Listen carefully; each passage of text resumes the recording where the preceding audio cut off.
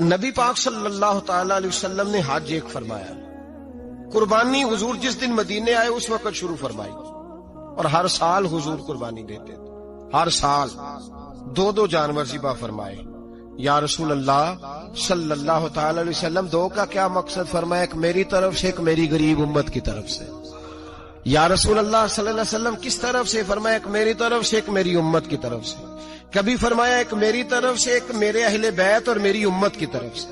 2 جانور حضور نے ذبح فرمائے، اور پھر میرے حبیب پاک صلی اللہ تعالی علیہ وسلم کے غلام مولا علی شیر خدا، ابن ماجہ کی روایت ہے، حضرت علی شیر خدا فرماتے ہیں کہ نبی پاک علیہ الصلوۃ والسلام 2 جانور ذبح کرتے تھے۔ خود حضرت علی کی جب باری آئی تو انہوں نے بھی 2 فرمائے۔ تو صحابہ نے پوچھا کہ علی 2 کیوں؟ 2 کس لیے؟ تو حضرت علی رضی اللہ تعالیٰ عنہ فرمانے لگے مجھے میرے حبیب نے وصیت فرمائی تھی کہ علی تو نے 2 کرنے، ایک اپنی طرف سے کیا کرنا، ایک میری طرف سے کرنا۔ تو میں ایک اپنی طرف سے دیتا ہوں، ایک اپنے نبی پاک کی طرف سے دیتا ہوں صلی اللہ علیہ۔ 2 جانور۔ آپ لوگوں نے سنی ہوئی ہے یہ بات کہ مہینہ کھانا نہیں پکتا تھا حضور کے گھر میں۔ حضرت عائشہ فرماتی ہیں 3 چاند اور 3 سورج کٹھے کبھی نہیں دیکھے جب ساتھ روٹی بھی کھائی ہو، یعنی 3 دن مسلسل کبھی کھانا نہیں کھایا۔ قربانیاں کتنی دی بولیے؟ حضرت علی شیر خدا کا مکان کوئی نہیں اپنا، کوئی گھر نہیں بنایا۔ مولا کائنات شیر خدا، میں نے یہ بات پھر دوہرا رہا ہوں، پہلے بھی میں نے عرض کی تھی، پکا کرنے کے لیے دوہرا رہا ہوں۔ حضرت علی کا کوئی کاروبار نہیں بظاہر۔ بی بی صاحبہ فرماتی ہیں کہ کئی ہفتے صرف سرکہ اور کھجوریں۔ قربانیاں کتنی؟ اسی سارے صاحب لان ٹورے ہیں کہ ساڑھے تے لگ دیئے کہ نہیں، پکا۔ اور پھر جب بات ہوتی ہے دینے کی تو ماحول اور ہوتا ہے، جب لینے کی باری ہوتی ہے تو ماحول اور ہوتا ہے۔ قربانی واجب ہے اس شخص پر جس کے پاس 52.5 تولے چاندی یا 7.5 تولے، لیکن میں 7.5 تولے والا فتویٰ نہیں دیتا، میں 52.5 تولے چاندی والا فتویٰ دیتا ہوں، اس لیے کہ 52.5 تولے چاندی تو شاید تولہ یا 1.5 تولہ سونے کے برابر ہی ہو جائے، ٹھیک ہے نا جی؟ تو 7.5 تولے سونا 50-60 ہزار روپیہ جس آدمی کے اکاؤنٹ میں موجود ہے وہ قربانی کرے۔ بلکہ امام شافعی رحمۃ اللہ علیہ فرمایا کرتے تھے جس نے 3 کمروں کو تالا لگایا ہوا ہے وہ 3 کمرے فارغ ہیں، اس کے کسی کام کے نہیں، ان کی قیمت کا حساب لگائے۔ چھت پہ سٹور بنا دیا ہے، کوئی مطلب نہیں اس کا، اور جو ویسے رکھی ہوئے ہیں کوئی معنی ہی نہیں کمرے کا، فرماتے تھے حساب لگائے، قربانی کرے۔ رب کریم کی بارگاہ میں دینے کا جب معاملہ آیا تو گول کر گیا کام۔ میرے رسول کائنات سرور عالم صلی اللہ علیہ وسلم کا جب اپنے لیے چیزیں استعمال کرنے کا ماحول ہے تو محبوب پاک علیہ الصلوۃ والسلام نے مہینہ روٹی نہیں پکائی۔ یہاں جو آدمی ہر جمعرات کو 4 کلو بکرے کا گوشت پکاتا ہے اور ہر تیسرے دن مرغی کا گوشت لاتا ہے، وہ قربانی کی باری آتی ہے تو کہتا ہے میرے پہ لگتی نہیں۔ وہ ٹھیک ہے ابا جی لے آئے، ابا جی کی طرف سے قربانی ہے، اس دفعہ ابا جی کی، اگلی دفعہ اماں جی کی، اس سے اگلی دفعہ دادی جی کی۔ او خدا کے بندو، جس آدمی کے پاس پیسے ہیں پہلے اپنی قربانی واجب ہے۔ میری بات کی سمجھ آ رہی ہے عزیزوں کو؟ جو آدمی صاحب استطاعت ہے پہلے کس کی قربانی کرے گا؟ وہ کمائی کرتا ہے، اس کے اپنے اکاؤنٹ میں تنخواہ آتی ہے، ابا جی کے اکاؤنٹ میں نہیں آتی۔ اس نے اپنا بینک بیلنس چوری بھی رکھا ہوا ابا جی سے۔ پہلے اپنی قربانی کرے، اگر اس کو شوق ہے، دل کرتا ہے تو ایک اور خریدے، پھر ابا جی کی طرف سے کرے۔ اگر اللہ نے توفیق دیا تو ایک اور خریدے، اماں جی کی طرف سے کرے۔ اور اگر اس کے دل کو اللہ ٹھنڈک عطا کرے، سکون کرے، تو پھر اپنے رسول کی طرف سے بھی قربانی دے، پھر اپنے محبوب کی جانب سے بھی قربانی کرے۔ نبی پاک صلی اللہ تعالی علیہ وسلم نے ہر سال 2 قربانیاں دی، 10 سال، کل کتنی ہوگی 10 سالوں میں بولیے؟ اور جب حضور حج کرنے گئے نبی پاک نے 63 اونٹ ذبح فرمائے۔ ایک اونٹ میں کتنی قربانیاں ہوتی ہیں؟ 63 اونٹ حضور نے ذبح فرمائے۔ اور حدیث بڑی مزیدار ہے، حضرت ابو ہریرہ رضی اللہ تعالیٰ عنہ فرماتے ہیں کہ جب اونٹ ذبح کرنے کی باری آئی تو ہم سوچ رہے تھے، پریشان تھے کہ یہ تو بڑا مشکل ہے ذبح کرنا، بڑا مشکل ہے، اس کو تو نہر کرنا پڑتا ہے، گرانا پڑتا ہے، باندھنا پڑتا ہے، سب سے مشکل کام اونٹ ذبح کرنا ہے۔ تو نبی پاک صلی اللہ علیہ وسلم کی تو عادت کریم ہے، اپنے ہاتھ سے ذبح کرتے ہیں حضور، وہ ہمارا اللہ خیر کرے، اب اللہ ہی حافظ ہے.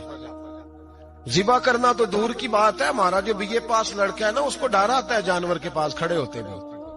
کہتے ہیں بچوں کو اندر لے جاؤ، 10 سال کا 12 سال کا، اس کو اندر لے جاؤ، ذبح کرنا روئے گا. اب بس کرو یار، یہ کس قوم سے تمہارا تعلق پڑ گیا ہے؟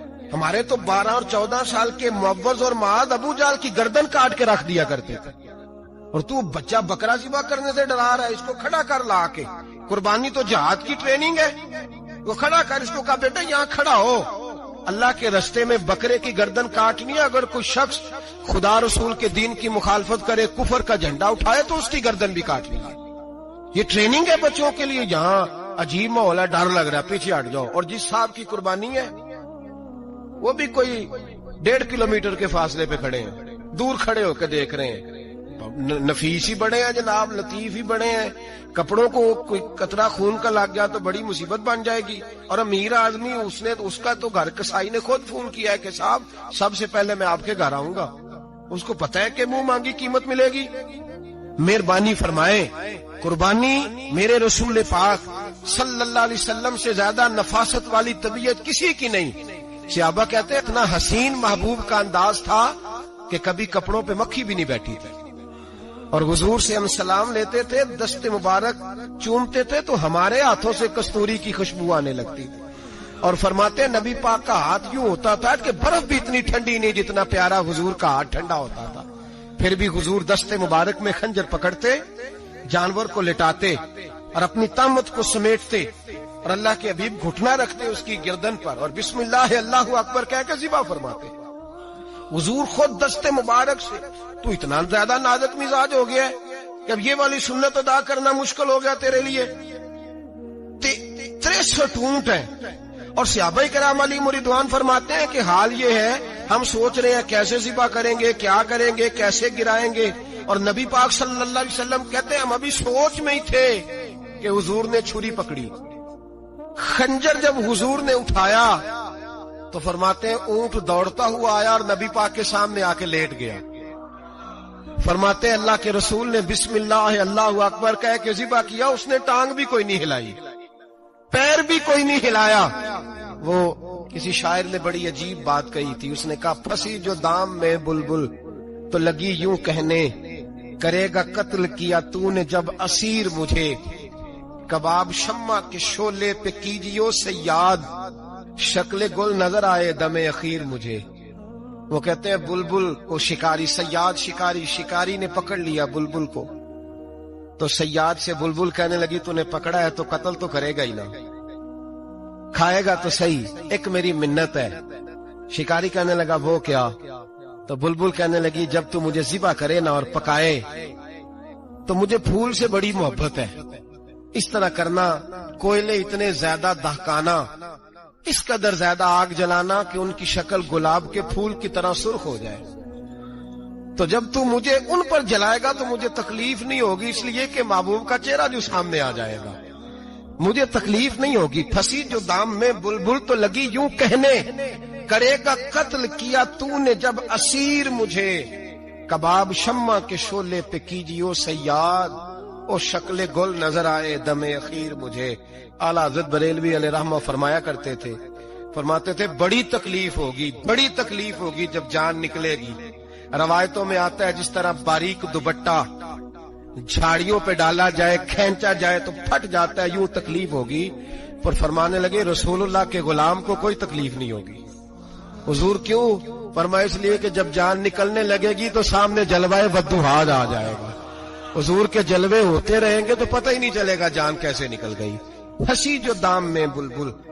تو صحابہ فرماتے ہیں کہ اونٹ دوڑتا ہوا آیا، حضور کے سامنے آ کے لیٹا، نبی پاک نے ذبح فرمایا اور فرماتے حد ہو گئی.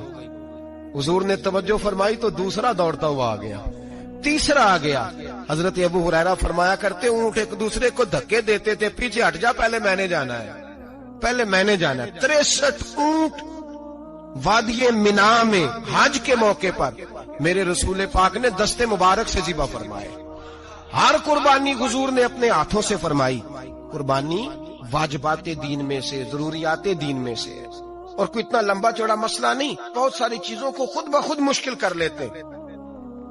ٹی وی پہ خبر آتی ہے فیصل آباد کے 2 بیل ہیں، بولو اور ڈولو، پتہ نہیں کتنے من ان کا وزن ہے. ان سے پوچھا جا رہا ہے کہ بولو ڈولو کھاتے کیا ہیں؟ تو کہتے ہیں بادام کھاتے ہیں، مکھن کھاتے ہیں. یہ جناب پتہ نہیں ان کو دودھ کتنے کلو روز پیتے ہیں، اور بولو ڈولو بیچارے سے خود نہیں چلا جا رہا، لگ ایسے رہ جیسے وہ خود کہہ رہے ہیں مہربانی کرو ہمیں ذبح کر لو، اب تو اٹھا بیٹھا بھی نہیں جا رہا. او خدا کے بندو، دین کی اصل حقیقت کو سمجھو. یہ تو حضور نے فرمایا خوبصورت جانور لاؤ، یہ کس حدیث میں آیا ہے کہ اسے بادام کھلاؤ؟ آج لوگ انسانوں کو روٹی نہیں مل رہی اور جانوروں کو بادام کھلا رہے ہو. کو کرنے اس کے حصے میں جو اللہ نے شے رکھی ہے نا وہ چارہ ہے، اس کو چارہ کھلاؤ اور اچھے طریقے سے پیٹ بھر کے کھلاؤ. جانور کو پیٹ بھر کے چارہ کھلایا جائے تو جتنی اس کی طبیعت ہوتی ہے اس حساب سے وہ صحت مند ہو جاتا ہے. باقی یہ تو آپ کسی شخص کو اتنا کھلا دیں کہ اس کا پیٹ اتنا بڑا ہو جائے، پھول جائے، تو وہ بیچارہ تکلیف میں آئے گا کہ نہیں آئے گا؟ یہ کس قسم کا ماحول ہے؟ ایک بکرا بکا لاہور میں اور سیٹھوں نے شرطیں لگائی ہوئی ہیں، میں 5 لاکھ کا لایا ہوں تو میں 9 لاکھ کا. یہ کیا چکر ہوا؟ مجھے اتنا کھلایا جی اس کو فلاں چیز. یہ کس نے کہا ہے کھلانے کا؟ بادام کھانا کس حدیث میں آیا؟ کس صحابی نے اپنے بکرے کو بادام کھلائے؟ کس نے مکھن کھلایا؟ کس نے پیڑے کھلائے؟ بس کرو، عجیب تماشا لگ گیا ہے. اور یہاں تو اتنی بری حالت ہو گئی ہے کہ عورتیں ناچنے لگی ہیں قربانی کے جانوروں کے آگے، بیبیاں بیچنے لگی ہیں. اللہ کے غضب کو آواز نہ دو. یہ قربانی ہے کہ ہر چیز کا، مذہب کی ہر شے کا مذاق بنا دیا ہے. جس دین نے عورت کی اپنی قربانی بھی ہو تو اس کو ذبح کرنے کی اجازت نہیں دی، مرد ذبح کرے گا. جو دین کہتا ہے کہ عورت ذبح نہیں کرے گی وہ عورت بیچ سکتی ہے اللہ کے جانور. یہاں جس کا میں نے رمضان میں بھی کہا تھا، پھر بات دہراتا ہوں، سارا سال ناچتے گاتے ہیں اور عید کا موقع آتا ہے تو 2-4 مولوی بٹھا کے وہ دین سکھانا شروع کر دیتے ہیں. کوئی پتہ ہی نہیں، کوئی خبر ہی نہیں. جس بوتل میں کل تک شراب بک رہی تھی اسی میں دودھ پلاؤ گے؟ جس برتن میں کل تک پیشاب تھا اس میں آج لوگوں کو شہد پلاؤ گے؟ بس کرو، یہ مذاق نہیں، یہ رسول اللہ کا دین ہے. نبی پاک سید عالم صلی اللہ تعالی علیہ وآلہ وسلم نے کوئی ذمہ عورت کے کوئی چیز نہیں لگائی ایسی جس میں اسے مردوں کے ساتھ شامل ہونا پڑے. اور عورت سمجھ ہی نہیں رہی کہ یہ اس کی تذلیل ہے، عزت نہیں. صابن بک رہا ہے تو ساتھ بی بی کھڑی ہے، شیمپو بک رہا ہے تو عورت اس کی جو ہے وہ ایڈ دے رہی ہے. یہ عزت ہے عورت کی؟ رسوا کر دیا تم نے ہر شے میں عورت. اب قربانی کا جانور بھی بی بی بیچے گی؟ غیرت کہاں گئی اس قوم کی؟ میرے رسول پاک سرور دو عالم صلی اللہ تعالی علیہ وسلم کو کسی نے آ کے کہا فلاں قبیلے کے لوگوں نے عورت کو سربراہ بنایا ہے، عورت کو آگے لگا لیا. فرمایا تباہ ہو گئے وہ لوگ جنہوں نے عورتوں کو اپنے آگے پیشوا بنا لیا. جس رب نے عورت کو نبوت نہیں دی، امامت کرنے کا حق نہیں دیا، کس چکر میں لوگ پڑ گئے؟ 5 لاکھ کا جانور کس لیے لائے ہو؟ 5 لاکھ کا تفاخر کے لیے، دکھانے کے لیے؟ تو اگر 50,000 کا 60,000 کا بھی جانور لاتا تو اچھا آ جاتا. اور 50,000 کا جانور لائے تو 5 لاکھ میں کتنے آتے ہیں؟ بولے تو 10 جانور ذبح ہوں گے تو کتنے غریبوں تک گوشت جائے گا؟ کتنے گھروں کا بھلا ہوگا؟ ہر چیز کا چکر الٹا کر دیا گیا ہے. اور صرف حج کے لیے ہوتی تو میرے رسول پاک ہر سال قربانی نہ کرتے. اور میرے نبی پاک قربانی دینے کا حکم. ایک اور بات بڑی لوگ پوچھنے لگے، کہتے جی گائے کی ہوتی ہے، بھینس کی بھی ہوتی ہے کہ نہیں؟ چلو جی اب نئی بات نکل آئی. حدیث پاک میں لفظ آیا اونٹ کا. نبی پاک نے فرمایا بکرا 1 سال کا، گائے 2 سال کی، اونٹ 5 سال کا. حدیث میں لفظ آ گیا اونٹ کا. آپ کو بندہ کہے پہلے بتائیں نر کا کہ مادہ کا، تو میں کدھر سے آپ کو حدیث نکال کے دوں جس میں نر بھی اور مادہ علیحدہ علیحدہ ہو؟ حدیث پاک میں ذکر آ گیا دمبے کا، مینڈے کا. اب باقی جو سارے جاگ رہے ہیں نا، اب غور فرمائیں، باقی ایک بکرا ہے، ایک چترا ہے، ایک دمبا ہے، ایک دیسی بکرا ہے، ایک پہاڑی بکرا ہے، تو علیحدہ علیحدہ لفظ کہاں سے نکال کے دیے جائیں؟ یہ ساری انواع ہیں، اقسام ہیں، نوع ہیں. اسی طرح بھینس بھی گائے کی ایک قسم ہے. امام اعظم ابو حنیفہ فرماتے ہیں نوع منہ، یہ اس کی ایک قسم ہے، نوع میں سے ہے، گائے کی نوع میں سے. آپ عام لفظ بولتے ہیں تو کہتے ہیں بکرا چترا گائے بھینس، عام لفظ ہے نا. تو جب گائے کہہ دیا تو اب کو بندہ کہے گائے آیا تو پہلے بتائیں گائے تو ہے تو اس میں بیل شامل ہے کہ نہیں. تو گائے کی جتنی قسمیں ہیں نا ہمارے محدثین بھینس کو گائے میں شامل کرتے ہیں. بھینس گائے کی ایک قسم ہے. تو نبی پاک صلی اللہ علیہ وسلم نے جب گائے کا لفظ استعمال کیا تو بھینس اس کے اندر آ گئی. تو اگر گائے کی قربانی جائز ہے تو بھینس کی قربانی بھی جائز ہے. اگر بیل کی قربانی جائز ہے تو کٹے کی قربانی بھی 100% جائز ہے. اس کے اندر 7 حصے ڈالے جائیں گے، اسے قربان کیا جائے گا، یہ جائز ہے. اگر آپ صریح لفظ نکال کے دکھانے کو کہیں گے تو پھر تو بڑی چیزوں میں لوگ الجھ جائیں گے. پھر کیسے نکالا جائے گا خسی کی جائز ہے کہ نہیں، جو خسی نہیں اس کی جائز ہے کہ نہیں، فلاں کی. تو ان تفصیلات، ہاں بہت ساری چیزوں کی تفصیلات حدیث میں ہیں لیکن ساری چیزوں کی موجود نہیں. اس لیے میرے عزیز یاد رکھیں، بھینس کی قربانی بھی ہوگی، گائے کی بھی ہوگی، بیل کی بھی ہوگی، کٹے کی بھی ہوگی. جن کی نہیں ان کی نہیں. ہم نے کبھی کہا ہرن کی قربانی بھی ہوگی یا مرغی کی قربانی بھی ہوگی. تو حدیث مبارکہ کے اندر جو چیزیں موجود ہیں ان کی جتنی اقسام ہیں ان سب کی قربانی کرنا ہاں جائز ہے. اور میرے نبی پاک صلی اللہ علیہ وسلم نے فرمایا جانور خوبصورت ہو، لنگڑا نہ ہو، کانا نہ ہو، زخمی نہ ہو، خوبصورت جانور لاؤ، اس کو لا کے ذبح کرو. لوگ کہتے ہیں چلو اتنے پیسے اللہ کے راستے میں دے دیں تو یہ کافی نہیں کافی.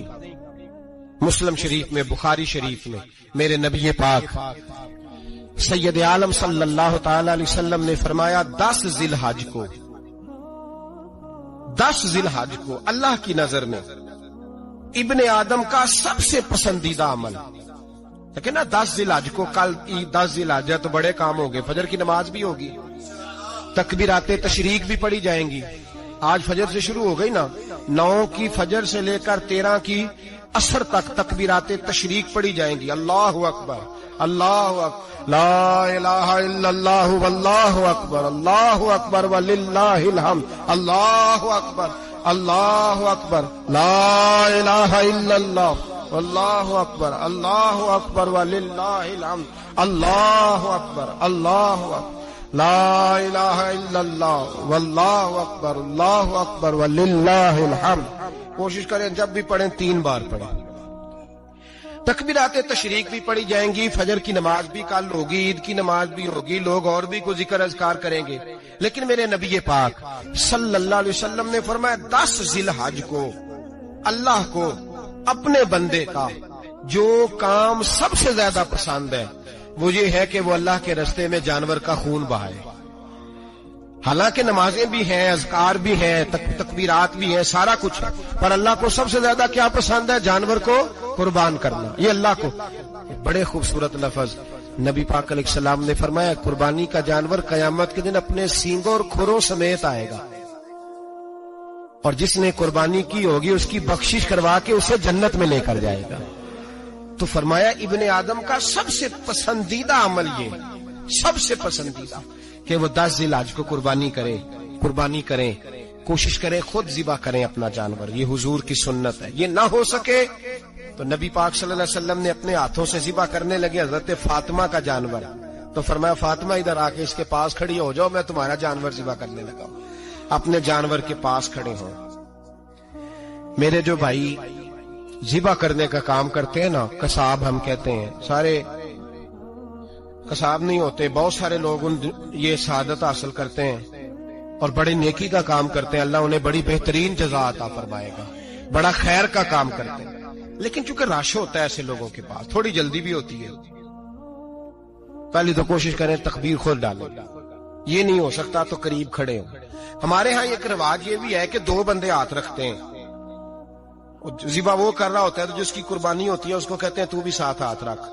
ہوتا ہے نا جی بہت ساری جگہوں. اب حکم یہ ہے شریعت اسلامیہ کا کہ جب جانور ذبح کریں گے تو پڑھیں گے بسم اللہ اللہ، بسم اللہ اللہ. ہاں نبی پاک صلی اللہ علیہ وسلم نے لمبی دعا پڑھی، صحابہ بھی لمبی دعا، انی وجہت وجہی للذی فطر السماوات والارض حنیفا وما انا من المشرکین، یہ بھی پڑھا. اور پھر میرے رسول پاک صلی اللہ علیہ وسلم نے یہ بھی کہا کہ اللہ میری طرف سے قبول فرما، میری امت، میری اہل بیت کی طرف سے قبول فرما.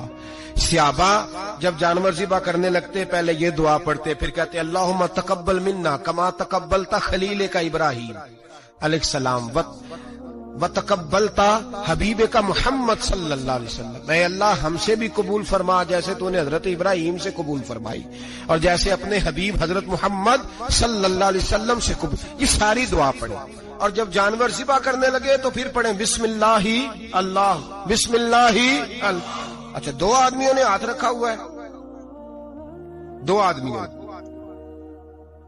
اب اگر ایک نے بھی نہ پڑھی بسم اللہ اللہ اکبر تو جانور حلال نہیں ہوگا، دونوں کو پڑھنا پڑے گا. یہ مسئلہ یاد رکھیں. ایک اور بات بھی بتانی ہے آپ کو، وہ بھی آپ نے یاد رکھنی ہے.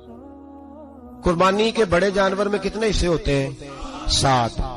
اب 7 حصوں میں 7 کی نیت قربانی کی ہونی چاہیے.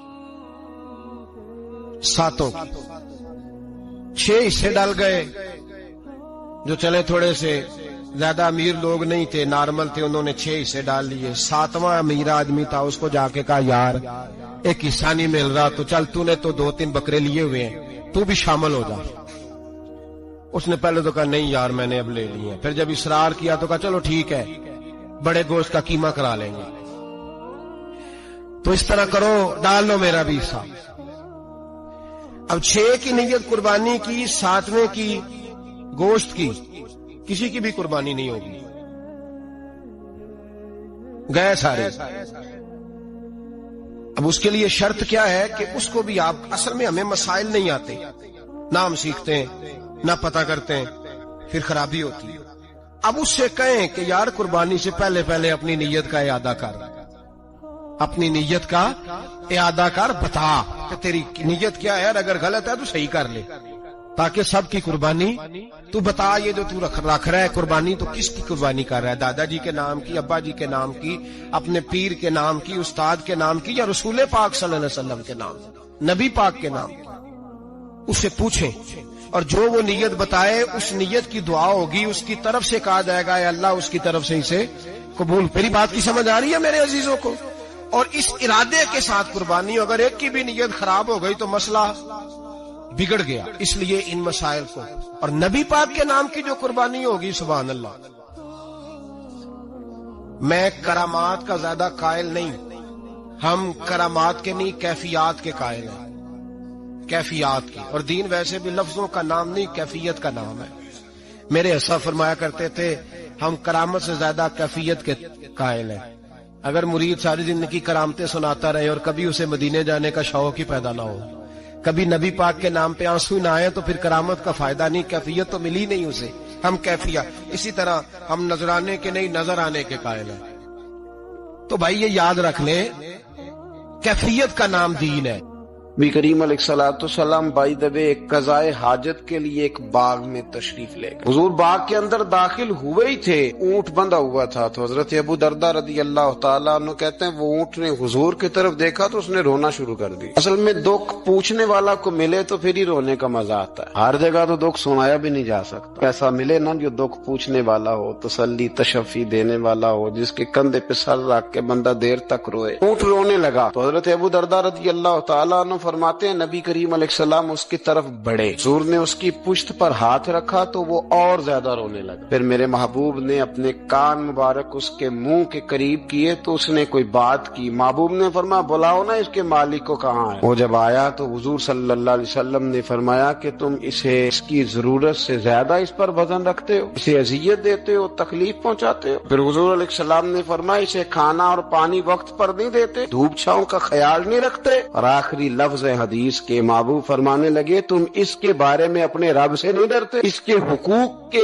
تحفظ کے لحاظ سے تم اللہ کا خوف نہیں رکھتے، وہ تم سے پوچھے گا اس کے بارے میں. یہ حدیث حضرت ابو درداء رضی اللہ تعالیٰ عنہ نے سنی ہوئی تھی نا. جب آپ کا اپنا وقت وصال آیا نا تو حضرت ابو درداء نے بھی اونٹ رکھا ہوا تھا. جناب ابو درداء رضی اللہ تعالیٰ عنہ نے گھر والوں سے بھی معافیاں مانگی، رشتہ داروں سے بھی، دوستوں سے بھی. تو پھر اونٹ کے سامنے بھی جا کے کھڑے ہو کہنے لگے اونٹ دیکھنا اللہ کی بارگاہ میں میری شکایت نہ کر دینا، اس کے حضور کہہ نہ دینا کہ یا اللہ اس نے میرے حق نہیں ادا کیے. فرمایا फरमाया मैं ने कोशिश की है तेरे हुकूक अदा करने की, और अगर कहीं कमजोरी रह गई तो मुझसे दरगुजर कर लो। ये अंदाज था उन लोगों, जिन बातों का हमें पता चल चुका है उस पर अमल की भी तो कोशिश होनी चाहिए। तो मेरे अजीजों, जानवरों के हुकूक मेरे नबी करीम अलैहिस्सलाम ने बयान फरमाए। सबसे पहली बात हुजूर ने ये बयान किया कि जानवर को गाली ना दो। एक शख्स ने एक मुर्ग को गाली दी थी तो नबी पाक अलैहिस्सलाम ने फरमाया इसे गाली ना दे, ये तो तुझे आजान के लिए बेदार करता है। वतन ना कुछ नवाबजादों और शहजादों की नींद खराब करता है मुर्गा भी। तो खैर मुर्गों ने अजानें पढ़नी छोड़ दी।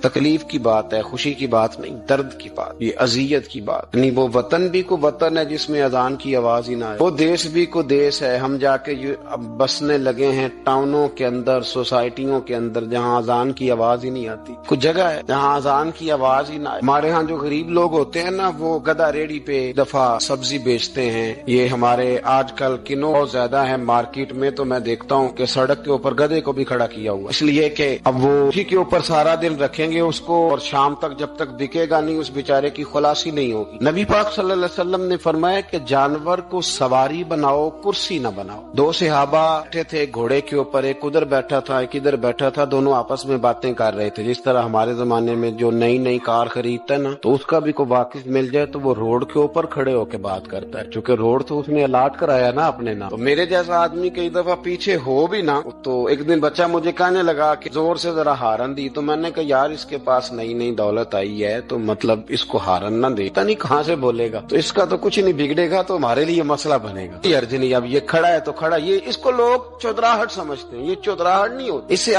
ये आपके कमजोर होने की अलामत है। इस तरह छोटा आदमी इस तरह के काम करता है। बड़े लोग तो किसी को तकलीफ ही नहीं देते क्योंकि वो बड़े होते हैं। तो नबी पाक अलैहिस्सलाम ने देखा दो गुलामों को, एक के घोड़े का मुंह इधर है दूसरे का इधर है, तो आपस में गुफ्तो शुनीद कर रहे हैं। मेरे रसूल करीम अलैहिस्सलाम ने वहीं तंबीह फरमाई, हुक्म दिया, फरमाया सवारियों को सवारियां बनाया करो, कुर्सियां ना बनाया करो। जब तक चलना हो इस पर बैठो, और जब बात करनी हो तो घोड़े से नीचे उतरो, फिर बात करो तो फिर दोबारा घोड़े पे बैठो, कि उससे उतना ही काम लिया जाए जितना वो उसका बोझ बर्दाश्त कर सके। अब्दुल्ला बिन मुबारक ने ना किराए पे घोड़ा लिया था, किराए पे सवारी लेते। हजरत अब्दुल्ला बिन मुबारक रहमतुल्लाह ताला ने एक शख्स से किराए पे घोड़ा लिया कि मुझे फलां सफर पे जाना है तो घोड़ा किराए पे दे दो। उसने कहा जी किस किसने जाना है? तो आप फरमाने लगे मेरा वजूद देख ले, मैं नहीं जाना है। तय हो गया, आपने घोड़ा उससे ले लिया। जब आप जाने लगे तो एक आदमी रास्ते में मिला, कहने लगा हुजूर कूफे जा रहे हैं? फरमाया हाँ। कहने लगा ये मेरा खात भी ले जाइए, ये मेरा खात है। कितना वजन होता है खात का? ये मेरा खात है, फला आदमी को दीजिएगा। तो आप फरमाने लगे तो मेरे साथ वापिस चल घोड़े के मालिक के पास, अगर वो इजाजत देगा ये सफर घोड़े पे ज्यादा रखने का तो मैं रखूंगा, अगर वो इजाजत नहीं देगा तो मैं नहीं रखूंगा। तो वो आदमी कहने लगा हुजूर इतनी छोटी छोटी बातों का क्यों ख्याल रखते हैं? अब्दुल्ला बिन मुबारक फरमाने लगे इसलिए कि मैं रहमतल लिल आलमीन नबी का मानने वाला हूँ, मेरे रसूल पाक अलैहिस्सलाम रहमतल लिल आलमीन है, तो मैं इतना भी जुल्म जानवर पर कर सकता, मैं पहले इजाजत लूंगा उसके मालिक से, उसके बाद फिर मैं आगे जाऊंगा। तीसरी बात हुजूर अलैहिस्सलाम ने फरमाया जो जानवर जिस मकसद के लिए पैदा किया गया उसे वही काम लेना, दूसरा काम नहीं लेना जिस मकसद के लिए पैदा किया। घोड़ा गधा और खच्चर खाना इस्लाम में ज़िबा करके खाना इसलिए जायज नहीं रखा गया कि ये सवारी के जानवर, तो जो सवारी के जानवर होंगे उन्हें ज़िबा करके खाया नहीं जाएगा, उससे सवारी का काम लिया जाएगा। और जो जानवर गोश्त वाले होंगे उनसे गोश्त का काम लिया जाएगा, जो दूध वाले होंगे उससे दूध का काम लिया जाएगा। बुखारी मुस्लिम में मौजूद है, नबी पाक अलैहिस्सलाम फरमाते हैं एक शख्स ने बैल पर सवारी कर ली, उसने सवारी कर ली और जब वो थोड़ा सा आगे गया ना तो बैल अपना मुंह पीछे करके कहने लगा मैं सवारी के लिए नहीं पैदा किया गया। अल्लाह ने उसे जुबान अता फरमाई और बैल बोल पड़ा, कहने लगा मुझे हाल के अंदर जोत ले, ये काम मुझसे ले ले, लेकिन तू मेरे ऊपर सवारी नहीं कर सकता। सवारी के लिए अल्लाह ने घोड़े पैदा किए, ऊंट गधे और खच्चर पैदा किए हैं। जो जानवर जिस मकसद के लिए होगा उससे वही काम लिया जाएगा। एक बात और करने लगा हूँ, जरा सख्त है, जानवरों को लड़ाना हराम है। हजरत अब्दुल्ला इब्ने मसूद रदी अल्लाह तआला अन्हु रवायत बयान करते हैं, फरमाया लानती है वो शख्स जानवरों को आपस में लड़ाता है, वो लानती है जो जानवरों को आपस में। मैं और आप उस मुल्क में रहते हैं जहाँ करोड़ों रुपए की शर्तें लगती हैं जानवरों की लड़ाई, जानवरों को अजियत दी जाती है, तकलीफ दी जाती है, कबूतर उड़ाए जाते हैं और इनाम उसको मिलता है जिसका कबूतर देर के बाद आए। कबूतरबाज कबूतर को बैठने नहीं देता, ये हराम है, शरीयत इस्लामिया में हराम है जानवरों का लड़ाना और उनको एक दूसरे के खिलाफ उभारना हराम है, दीन में मना किया गया है। अब जानवर को अगर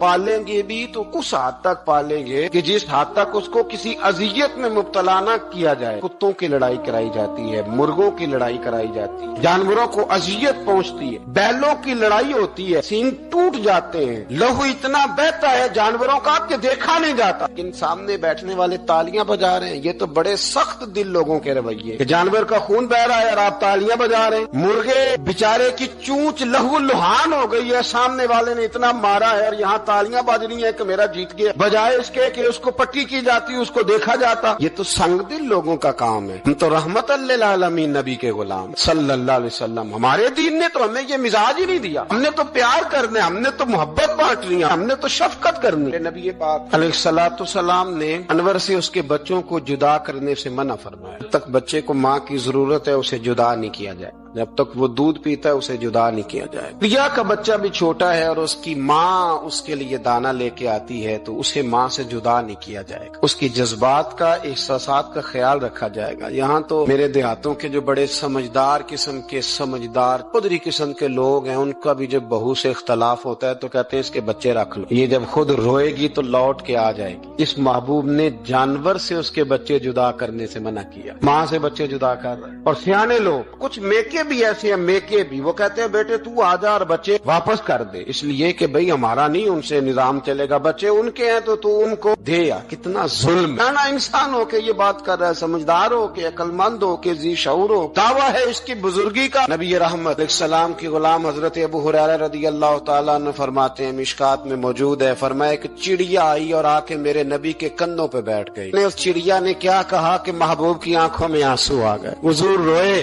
फटाफट हुजूर उठे, मैं कौन इसके बच्चे उठा के लाया, इसने इसके बच्चे उठाए, कौन है जल्दी बताओ। हजरत अबू हुरैरा कहते हैं कि सहाबी है कि या रसूलल्लाह मैं जरा पसंद आ गए थे तो मैं उठा लाया हूँ। हुजूर ने फरमाया इसे वापस कर दो, ना ये मेरी बारगाह में शिकायत कर रही है तो कयामत में भी तेरी शिकायत करे, जा वहीं रख के आ, जहाँ से तू उठा करके लाया था। मेरे दोस्तों, दीन इतने आला हुकूक बयान करे जानवरों के, और इंसान उससे आगे बढ़ के इंसानों के साथ सलूक करे। हम ना सियासत से बादशाही लेना चाहते हैं, सियासतदानों के अपनी जेब से इश्तिहार छपवा के बादशाही लेना चाहते हैं, डेरा बना के बादशाही लेना, ना ना ना। बादशाही तो रहम करने से मिलती, बादशाही तो शफकत करने से मिलती, बादशाहियां तो अल्लाह की मखलूक से प्यार करने से मिलती। बादशाहियां, इमाम अहमद बिन हंबल रहमतुल्लाह तआला अलैह फरमाते, मैंने एक मुहद्दिस का तज़किरा सुना कि वो मेरे महबूब की हदीसें बयान करते हैं तो कहते हैं मैं शौके इल्म में उनकी बारगाह में पहुंचा, जब मैं गया तो कुत्ते को खाना खिला रहे, मैंने सलाम ली तो उन्होंने जवाब तो दिया पर कोई इतनी तवज्जो नहीं की मेरी तरफ। मेरे दिल में ख्याल आया ये मुहद्दिस हैं और कुत्ते के साथ इतना प्यार कर रहे हैं, मेरी तरफ देखा ही नहीं। तो फरमाते हैं वो कुत्ते को खाना खिला के फारिग हुए तो मेरी तरफ देख के कहने लगे, अहमद बिन हंबल, मेरे इलाके में कुत्ते नहीं रहते, कुत्ते दूसरे शहर में ज्यादा पाए जाते हैं, ये भूखा था तो इधर आ गया था। और तुम्हें हुजूर अलैहिस्सलाम की वो हदीस तो पता होगी, नबी पाक ने फरमाया जो किसी के साथ उम्मीद लगाए और वो आदमी उसकी उम्मीद पूरी करने पर कादिर हो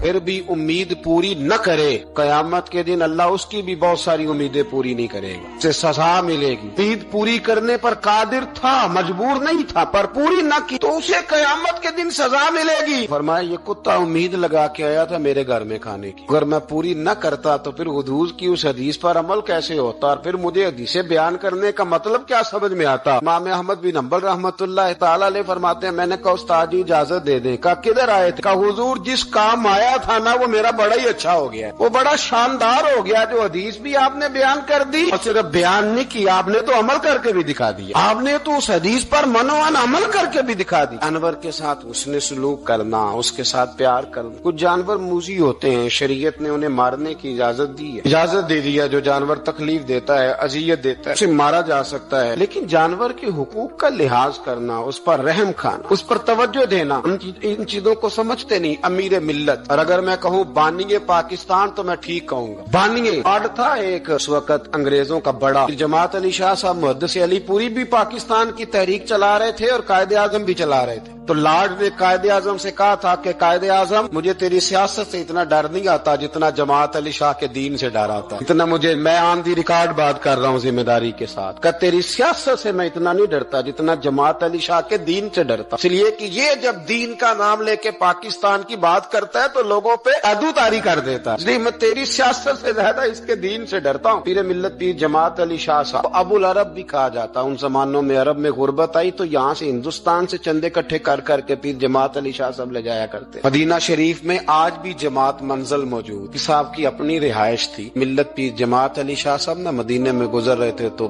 بڑے بڑے مرید ساتھ تھے. اس زمانے میں لوگ ہاتھوں میں چھڑی رکھا کرتے, جانور اکثر ہوتے تھے تو چھڑیاں ہاتھوں میں ہوتی تھیں. تو پیر صاحب گزر رہے تھے, بوڑھے آدمی تھے, ساتھ تھے, تو ایک کتا دوڑا دوڑا آ گیا. جب وہ پیر صاحب کے قریب سے گزرنے لگا تو ایک مرید نے نہ کتے کی ٹانگ پہ ڈنڈا مارا, پیچھے ہٹ جا, کپڑوں کو نہ لگ جانا. تو چونکنے لگا, رونے لگا. جب بھاگا نا تو لوگ کہتے ہم نے عجیب منظر دیکھا. 100 سال کے پیر جماعت علی شاہ صاحب پگڑی ہاتھ میں پکڑی اور کتے کے پیچھے بھاگنا شروع کر, دوڑ کے کتے کو اٹھا کے لائے اور یوں اس کو سینے سے لگایا. پیر صاحب نا اس کتے کو اپنی رہائش گاہ پہ لے گئے, اپنی پگڑی کھول کے نا تو اس کی پٹی کی, پھر دودھ کا پیالہ اس کے آگے رکھا. کتے نے دودھ پی لیا تو پیر جماعت علی شاہ صاحب نے ہاتھ باندھے. کہنے لگے مدینے کے کتے بھی پاک کی بارگاہ میں میری شکایت نہ کر دینا, حضور کی بارگاہ میں شکایت نہ کرنا کہ یا رسول اللہ یہ آتے ہیں حاضری دینا, ہمیں تکلیف دیتے ہیں. شکایت نہ کرنا مصطفیٰ کریم کی بارگاہ میں نے نہیں اسے کہا تھا, اس سے بھول ہو گئی, میں معافی مانگتا ہوں. میرے عزیزو, وہاں درد تھا, وہاں سوز تھا, وہاں پیار تھا, وہاں محبت تھی. لیکن ہمارے رویے انسانوں کے حق میں تو کیا جانوروں کے حق میں سخت سے سخت تر ہوتے جا رہے ہیں. ہم نے اپنے شوق سے جانور لڑانے شروع کر دیے, کبوتر اڑانے شروع کر دیے. تباہی پر تباہی کا ماحول ہم فراہم کرتے جا رہے ہیں. ان سے پیار کریں, ان کو آسانی دینے کی کوشش کریں.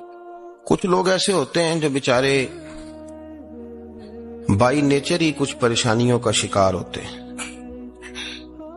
اور قرآن مجید نے جو ارشاد فرمایا نا کہ کچھ لوگ نفس کی خواہش کو اپنا خدا بنا لیتے ہیں, تو وہ بلا وجہ بھی بہت ساری باتیں کرتے ہیں جن کا کوئی وجود نہیں ہوتا. عورت کو حقوق دلانے کے لیے بہت سارے لوگ بہت ساری غلط باتیں کرتے ہیں. جو لوگ یہاں سے کسی کو لے جاتے تھے نا دبئی, دھوکہ دے کے, اور لے جاتے تھے یورپ میں, عرب ممالک میں دھوکہ دے کے لے جاتے تھے, تو وہ بھی کوئی خواب ہی تو دکھاتے تھے کہ اتنے لاکھ تنخواہ ہوگی, اتنا کچھ ہوگا. وہاں جا کے پتہ چلتا تھا کہ جیب سے بھی دینے پڑیں گے کچھ. بہت سارے لوگ ایسے ہوتے ہیں, وہ سارے خوبصورتی کے نام پر ہی دھوکہ دیتے ہیں. آپ کو پتہ ہے کہ جو آدمی کسی کو لالچ دیتا ہے تو کسی کو لوٹنے کے لیے اسے لالچ دینا بڑا ضروری ہوتا ہے. لوگ پہلے لالچ دیتے ہیں پھر لوٹتے ہیں, پہلے مکمل لالچ دیتے ہیں, یہ چیز مل جائے گی, یہ چیز مل جائے گی. لوگ مکمل لالچ دیتے ہیں, اس کے بعد پھر لوٹتے ہیں. اور اگر لالچ نہ دیں تو کوئی آدمی قابو آئے گا؟ لوگ لوٹتے ہیں لالچ دے کر. اچھا, اب وہ جو جس کو لالچ دیا جا رہا ہوتا ہے وہ کہہ رہا ہوتا ہے کہ نہیں نہیں تمہیں نہیں پتا, وہ اس وقت ماننے کو تیار نہیں ہوتا. وہ کہتا ہے اتنی خوبصورت باتیں کر رہا ہے, اتنی اچھے پیغام دے رہا ہے, تم میرے دشمن ہو, تم مجھے منع کر رہے ہو. ہوش تب آتی ہے کہ جب سب کچھ لٹ جاتا ہے. عورت کو ویسے بھی قابو کرنا بڑا آسان ہوتا ہے. اعلیٰ حضرت بریلوی رحمت اللہ علیہ فرماتے ہیں بیٹیاں نازک شیشیاں ہوتی ہیں, ان کو تو ذرا سی چوٹ لگے تو ٹوٹ جاتی ہیں. دیکھیں کتنا بڑا جملہ کہا بریلی کے امام, نازک شیشیاں ہیں. ذرا کوئی آدمی گمراہ کرتا ہے, ذرا خراب کرتا ہے. اب دیکھیں نا, یہ جو بچیوں کو بچے مس گائیڈ کرتے ہیں, انہیں بڑے بڑے خواب دکھاتے ہیں, وہ بیچاری ماں باپ کو چھوڑ کے, بہن بھائی کو چھوڑ کے اس کے ساتھ شادی کرتی ہے. پھر جو اس کا بعد میں اشر ہوتا ہے, آپ ادلیاں نو سردار پہن تکے, شرما والیاں نو جھوٹے ڈولیاں دے. پھر وہ بیچاری ماں باپ رکھتے نہیں, وہ ظلم کرتا ہے, تو کتنی بڑی تکلیف میں وہ بچی آ جاتی. نازک شیشی ہوتی ہے نا تو ٹوٹ جاتی. یہی حال اب جدید خواتین اور یہ جو کچھ اینکر پرسن ہیں, یہ اصل میں نا یہ آپ کو سیاست سکھاتے ہیں, لیکن یہ مادر پیدر آزاد لوگ ہیں, بالکل آزاد. یہ تو علماء شور نہ کریں, بات نہ کریں, گفتگو نہ کریں, مشائخ بات نہ کریں, اور یہ جو کچھ سنجیدہ اور دینی طبقہ ہے یہ کوئی شور نہ کرے, یہ تو روڈوں پہ ننگے ہو کے آ جائیں. معذر خوفناک نظریہ رکھتے ہیں یہ لوگ. عورت کو کہتے ہیں تیرے حقوق ہم تجھے لے کے دیں گے. مثلاً وہ کون سا حق ہے جو تم نے لے کے دینا ہے؟ میرے نبی کریم صلی اللہ علیہ وسلم نے اس کو بیٹی بھی بنایا ہے, اس کو بہن بھی بنایا ہے, اس کو ماں بھی بنایا ہے, اسے بیوی کا عالی شان رتبہ بھی عطا فرمایا ہے. اور چونکہ بیٹی کا بھی حق بڑا بیان کیا جاتا ہے، بہن کا بھی، ماں کا بھی، اور بیوی کے معاملے میں لوگ سمجھتے ہیں کہ زیادہ بات نہیں کرنی چاہیے، شاید مسئلہ خراب ہو جائے. حالانکہ نبی پاک صلی اللہ تعالی علیہ وسلم نے بیوی کے بارے میں پتہ کیا فرمایا؟ فرمایا جب تم نکاح کر لیتے ہو تو اپنا ایمان محفوظ کر لیتے ہو. اب میں اس کی شرح نہیں کرتا، آپ خود کر لیجئے گا کہ وہ ایک ایسی شخصیت ہوتی ہے کہ جس کی موجودگی میں آپ کا ایمان محفوظ ہے. اب میں نہیں سمجھتا کہ اس سے بڑی بات کوئی اور ہو سکتی ہے، جس کی موجودگی میں آپ کا ایمان. اور بھائی یہ حدیث پاک عرض کر رہا ہوں، نکاح جب کوئی کر لے تو اس نے اپنا ایمان مکمل کر لیا. اس کا معنی یہ ہوا کہ آپ کا ایمان محفوظ ہے اس کی موجودگی میں. تو اس سے زیادہ بھی، یعنی ایمان سب سے قیمتی چیز ہے نا، تو اس کے محفوظ ہونے کی وجہ حضور نے نکاح بیان کر دی. اب میرا خیال ہے بیوی اگر کوئی اس سے بڑا حقوق مانگے گی تو بیوقوفی کرے گی.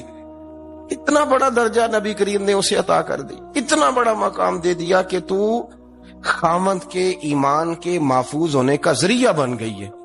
عورت کو جو حقوق رسول کریم صلی اللہ تعالی علیہ وسلم نے عطا فرمائے، نبی پاک نے جو حقوق دیے، دیکھیں نا، حضرت عبداللہ ابن عمر رضی اللہ تعالیٰ عنہ کی اہلیہ بیمار تھی، تو جلدی جلدی سے وہ آئے. تو جب بہت جلدی ہو، سفر بڑا شدید تھا، تو آپ نے جلدی سے نماز ادا کی، جلدی سے چلے. آپ کے خادم کہنے لگے حضور خیریت ہے؟ فرمایا میری بیوی بیمار ہے. تو اس نے عرض کی حضور آپ کی اہلیہ بیمار ہے، تو آپ نے نماز بھی جلدی سے پڑھی، سفر بھی جلدی جلدی کیا.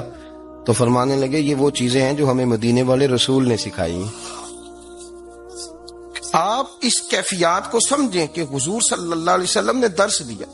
اور پھر ایک اور بہت بڑی بات، یہ فضیلت کسی اور کو نہیں دی. جو عورت کو حضور نے فضیلت دی، یہ فضیلت کسی اور کو نہیں دی. کبھی حضور نے فرمایا کہ تمہارا ابا تمہارے ساتھ بہت سخت رویہ کرے تو تم نے اس کو اس سختی پر داد دینی ہے.